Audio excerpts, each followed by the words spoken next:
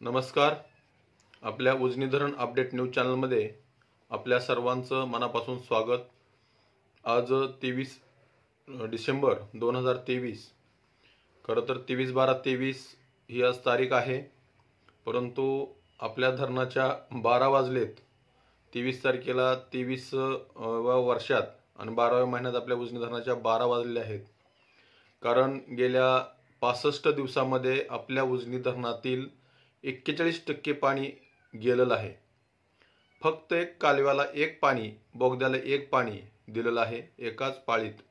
नदीला सोडलं तो भाग वेगळा पिण्यासाठी, पण बाकीचा सगळा जो गोष्टीचा विचार केला तर 65 दिवसामध्ये 41% धरण खाली झालेलं आहे. म्हणजेच 15 ऑक्टोबरला आपलं उजनी धरण 60.66% वर थांबलं होतं आणि त्यानंतर आज 23 डिसेंबर पर्यंत आपलं उजनी धरण 19% वर आलेलं आहे. म्हणजे जवळपास गेल्या 65 दिवसामध्ये आपलं उजनी धरणातील 41% पाणी रिकामं झालेलं आहे. मग आपलं पुढचं उन्हाळ्याचं 120 दिवस हे फक्त उन्हाळ्याचे 4 महिने आपण धरतोय, परंतु आपल्या परिसरामध्ये आपल्या सोलापूर जिल्ह्यामध्ये अवर्षण प्रवण भाग असल्यामुळे जून जुलैमध्ये पाऊस पडत नाही. ते जर 60 दिवस धरलं तर 120 आणि 60 180 दिवस आपल्या उजनीत काय राहणार किंवा उजनीचं पाणी आपल्याला कसं पुरणार. म्हणजेच 65 दिवसात जर 41% पाणी संपत असेल तर राहिलेलं 19% पाणी 10 जानेवारीपर्यंतही संपून जाणार आहे. 10 जानेवारीपासून ते 10 जुलैपर्यंत जवळपास 6 महिन्याचा काळ आहे हा. त्या 6 महिन्याच्या काळामध्ये आपल्या उजनी धरणाचं पाण्याचा आपल्याला एक थेंबही मिळणार नाही अशी सध्याला स्थिती आहे. कारण हे नियोजनाचं घोडं इतकं वारेमाप उधळायला लागलंय. सत्ताधारी राजकीय पुढारी असतील किंवा जे खरं म्हणलं तर ज्या अधिकाऱ्याला अधिकार आहेत पण त्याची जाणीव नाही असे अधिकारी आहेत. त्यामुळे उजनी धरणाच्या पाण्याचा पाक सत्यानाश केलेला आहे आणि त्याची फळं आपल्याला येत्या 6 महिन्यामध्ये आपल्याला भोगावं लागणार आहेत. हे मात्र अंतिम सत्य आहे. खरं तर पंढरपूर, मोहोळ या भागातून शेतकऱ्यांनी उठाव करायला सुरुवात केलेली आहे, परंतु आता उठाव करून काही फायदा नाही. कारण आपलं आतापर्यंत जवळपास 60%तलं 41% धरण खाली झालेलं आहे. मग 19%मध्ये काय करणार. भले मायनसमधलं पाणी जरी असलं उजनी धरणामध्ये तरी मायनसमधलं पाणी हे आपलं नसतं. एक जिल्हाधिकारी साहेबाच्या अधिकाराखाली ते येतं मायनसमध्ये गेल्यानंतर. मग आता हे नियोजन करतायत प्लसमध्ये असताना, आणि पण मायनसमध्ये असताना नियोजन हे करू शकत नाहीत. कोणताही राजकीय पुढारी करू शकत नाही, सत्ताधारी करू शकत नाही. फक्त कलेक्टर साहेबाच्या आदेशानुसारच हे होऊ शकतं.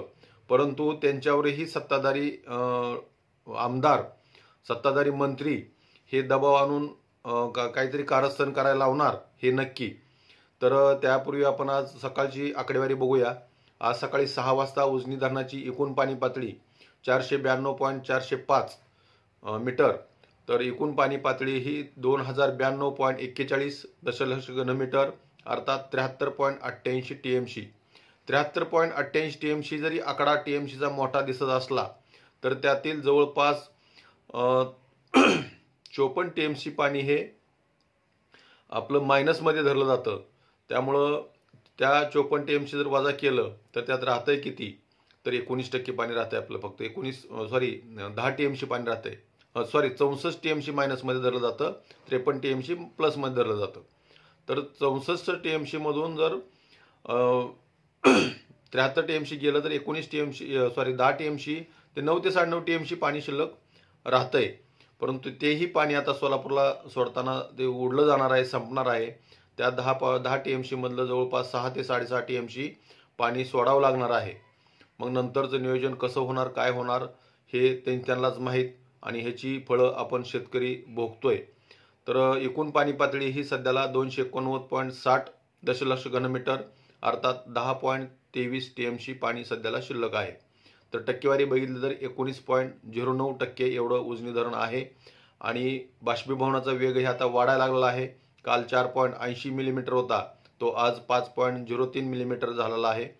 तर उजनीतून सिनामाडा उपसा सिंचनमधून 315 क्युसेक्स, दहेगाव उपसा सिंचनमधून 120 क्युसेक्स आणि बोगद्यामधून 600 क्युसेक्स आणि कालव्यामधून 1000 क्युसेक्स असा विसर्ग सध्याला चालू आहे. माझं तर असं मत आहे की ज्या दिवशी धरण पूर्णपणे म्हणजे 60.60 वर थांबलं त्या दिवसापासून आतापर्यंत सिनामडा उपसा सिंचन आणि दहेगाव उपसा सिंचन हे अविरतपणे चालू आहेत. मग या गोष्टीला कोणाचा आशीर्वाद आहे नेमका? कशामुळे चालतंय हे? ह्यांना नियोजन कालवा सल्लागार समिती नियोजनाचा ह्यांचा का भाग नाही का?